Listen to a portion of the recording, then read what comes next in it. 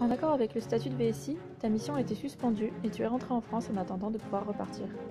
Comment s'est passé ce retour dans ce contexte très particulier et après un peu plus de 2 mois en Malaisie? La meilleure décision à prendre, c'était de rentrer en France. Le retour a été très très brutal, ça a été très dur à accepter. J'étais très contente de retrouver ma famille, mais c'est vrai que c'était pas du tout dans les plans de les retrouver maintenant. Ce qui a été très dur, c'est que moi je me sentais vraiment coupable d'avoir abandonné la mission, d'avoir abandonné toutes les personnes avec qui j'étais depuis 2 mois et demi, qui m'avaient énormément apporté, qui m'avaient accueilli comme personne ne m'avait jamais accueilli, je pense. Mais voilà, après maintenant, en parlant et en ayant accepté ce retour, je me dis que de toute façon c'était la meilleure décision.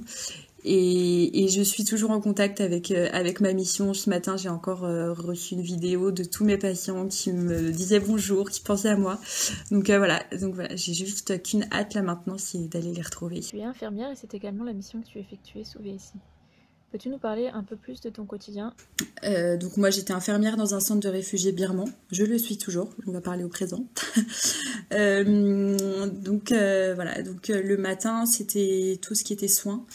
C'est des patients qui ont eu des accidents de la route, des accidents du travail, qui ont eu des maladies. C'est un quotidien qui a été dur au début parce que c'est vrai que quand on part en mission, il y a une perte totale de repères.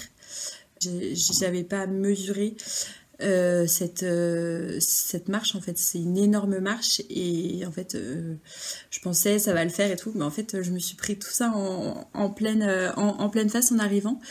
Donc il a fallu que je me construise mon quotidien, que je me trouve mes repères, et c'était un quotidien dans lequel j'étais vraiment heureuse, je m'épanouissais pleinement. Pendant la suspension de ta mission, tu as décidé de t'engager en France comme bénévole. C'était important pour toi? Et mis à part la mission, le bénévolat, c'est vraiment cette sensation de se sentir utile dans cette situation de crise sanitaire comme celle-là. Surtout quand on est infirmière et quand on entend aux infos que les hôpitaux sont débordés, que les soignants ils en peuvent plus. Et ce que je trouve beau aussi dans ma mission de bénévolat, c'est que je suis un peu avec la même population que j'avais en mission en Malaisie. Je suis avec des SDF et des migrants, et j'étais avec des réfugiés en Malaisie, donc c'est vrai qu'il y a toujours un peu ce fil conducteur. Aujourd'hui, ton redéploiement sur le terrain est incertain. Comment vis-tu cette situation? Et la seule crainte, entre guillemets, ce serait de ne pas pouvoir retourner en Malaisie. Mais je me connais, je vais y retourner. Je vais y retourner par n'importe quel moyen, mais je sais que je vais y retourner. Et que ça soit pour 3 mois, que ce soit pour 6 mois, je m'en fiche, mais je veux vraiment y retourner.